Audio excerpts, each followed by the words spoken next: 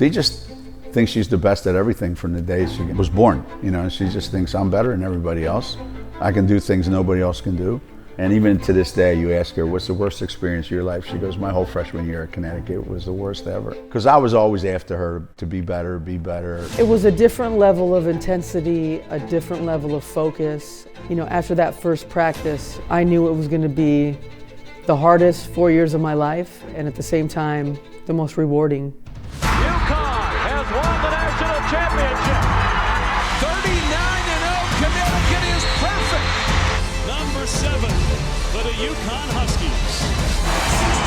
89 consecutive wins, more than anyone in college basketball Division I history. The dynasty fulfills its destiny. Win number 1,000.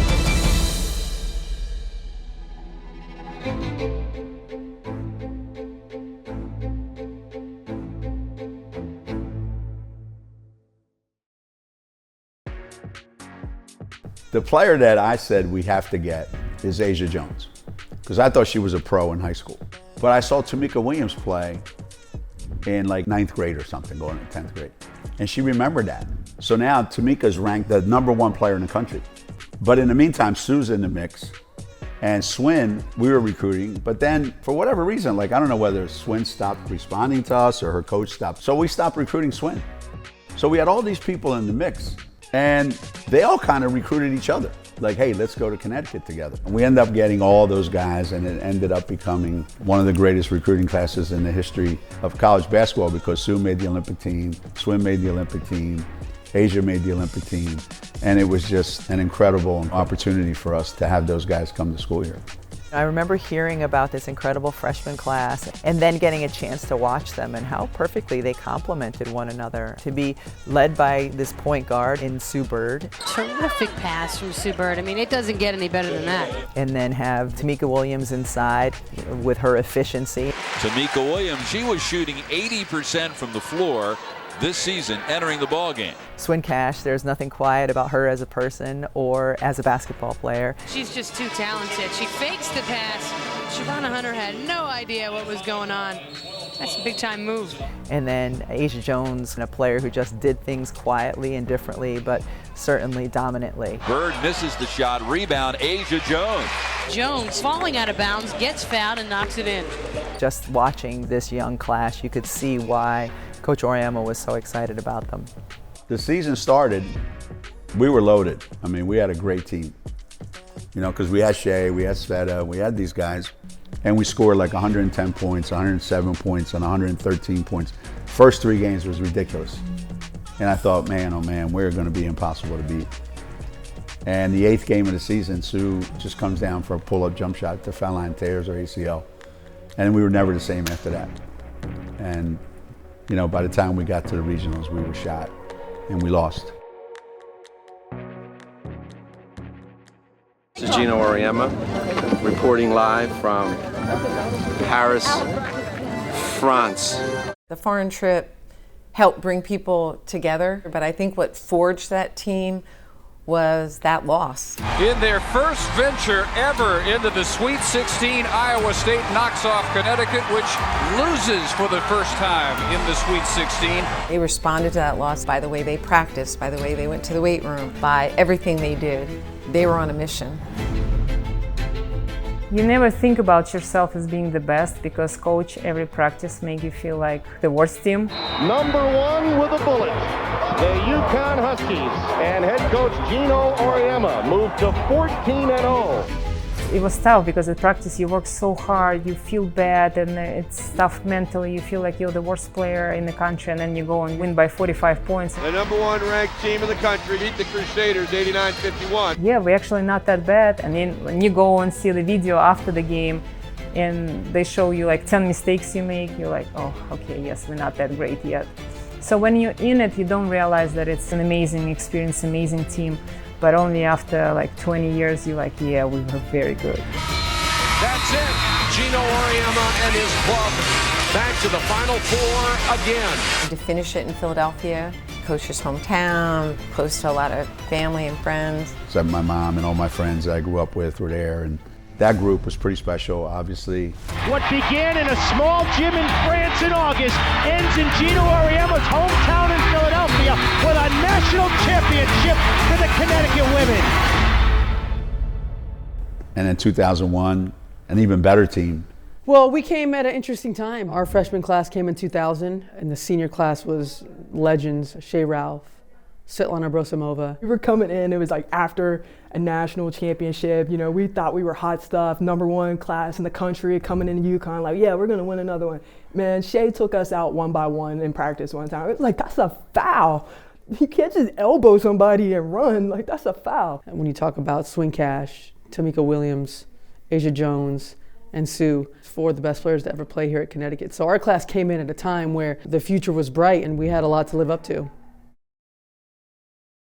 Wow, wow, look at my style. I know you ain't seen it like this in a while. Wow, tell them just turn me up loud. Looking in the crowd and I got them like, wow.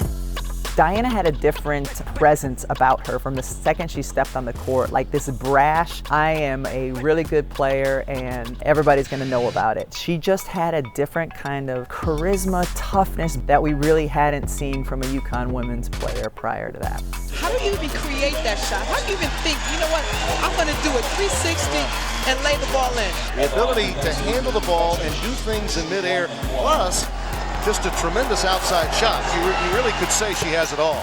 And she's just a free spirit. I mean, she just loved to play, and she was a character at practice, and it didn't take long for her to get thrown out. And she loved it, though, I think.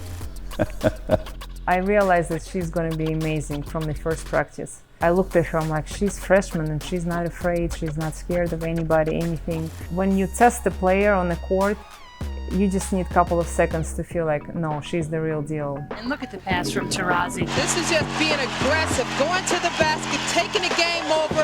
I'm a leader on this court. You better stop me.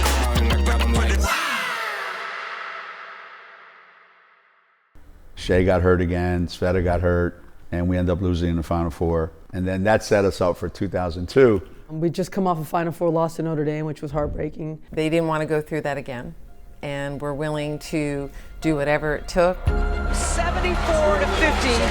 the final, and Geno Auriemma's UConn Huskies improved to 10-0. UConn wins it by a score of 84-70. The Huskies are now 13-0. The Huskies will move to 16-0 and have rubber stamped themselves as the #1 team in the country. We had leadership, 4 seniors at that point.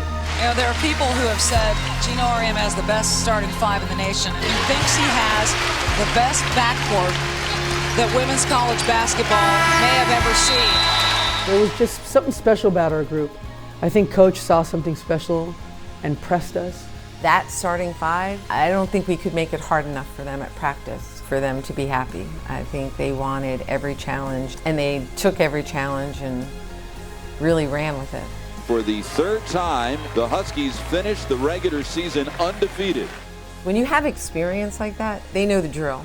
They know what we do. They know how we do it. They know how to play on the road. They know how we travel. UConn wins its 9th straight Big East Tournament Championship.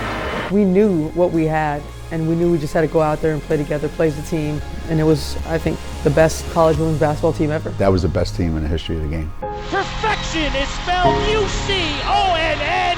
UConn is the national champion.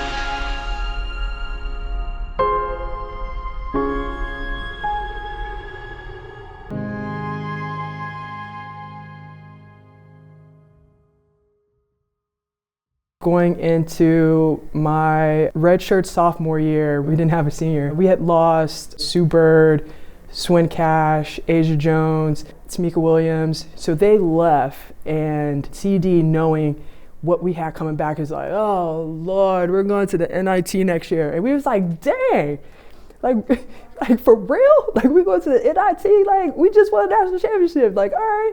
But the media thought the same thing. We were, I think, like preseason number 6, which was like the lowest UConn has been in years. But the media was just pretty much saying, oh, well, they have Diana, but who else? And we kind of took offense to that. We knew that we participated and played well. We contributed to a lot of wins in that 39-0 season. and we had a chip on our shoulder and something to prove. In November, I thought we're going to be as good as we were last year. I didn't know why. We started 2 freshmen, we started Diana, and we started 2 other kids that never started before. Just felt like these guys are going to be pretty good, even though they're young. Dee was just so dominant a personality, so dominant a player. Dee was just Dee and said, don't worry, I got this, plain and simple. She made everybody around her better. They believed so much in her and her ability to do things. And then, to their credit, they all made big shots, big plays. You know, Jess did her thing. Ann Struther made huge shots.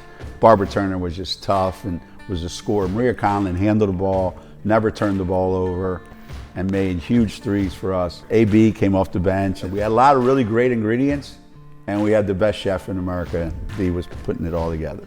Kind of outside, when you're looking at UConn basketball, when you're looking at Diana, they remember that she played with one of the best classes in the history of the game, with Sue and Swin and Tamika and Asia.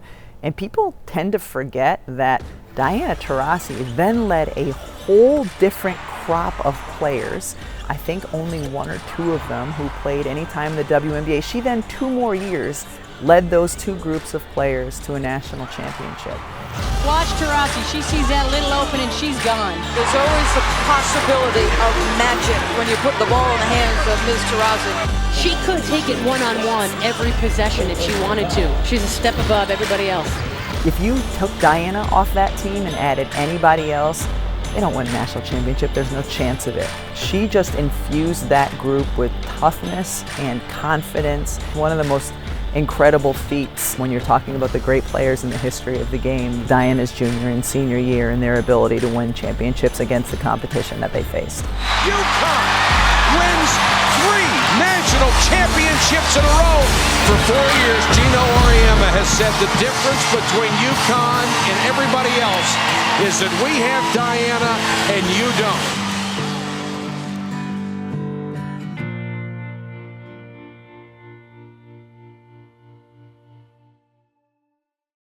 Ladies and gentlemen, Geno Auriemma.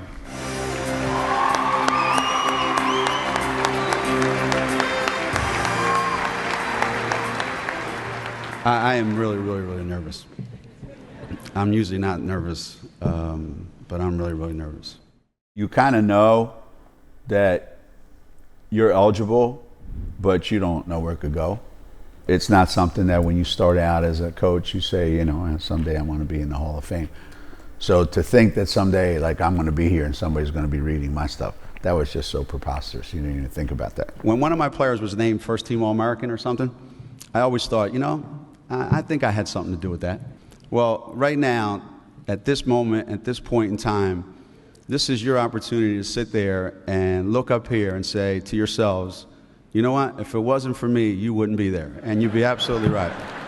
So we had a ton of players back, family and friends, and you're standing there in front of all these Hall of Famers, and you have to give a speech of like, what does this mean to you? And you're overwhelmed because these are people you looked up to and you admired so much. I would say that was probably one of the most overwhelming nights. You just didn't want to get it wrong. So there was a lot of pressure to go up there and speak, you know. It was hard. And all I ever wanted from anything, this game, from friends, acquaintances, was the respect of how I do things and how I represent my family, my school, my program. And this is the ultimate sign of respect. And I want to thank all of you that made it possible. Thank you.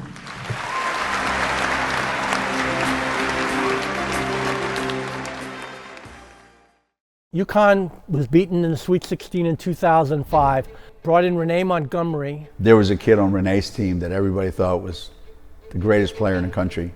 And when I saw them play, I said, I kind of like Renee Montgomery. In 2006, got back to the Final 8, suffered a heartbreaking loss to Duke in overtime.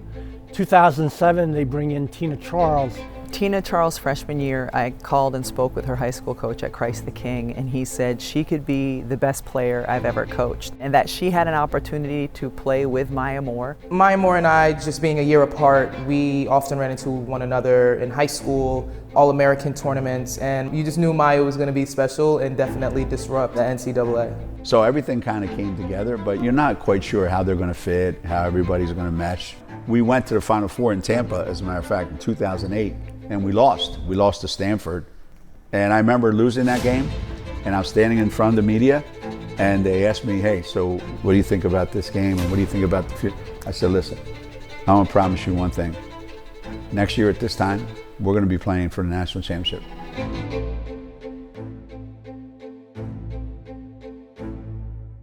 Thanks for joining us for this episode of The Standard, brought to you by UConn Health, helping keep the best men's and women's basketball players on the court through my 40 years here.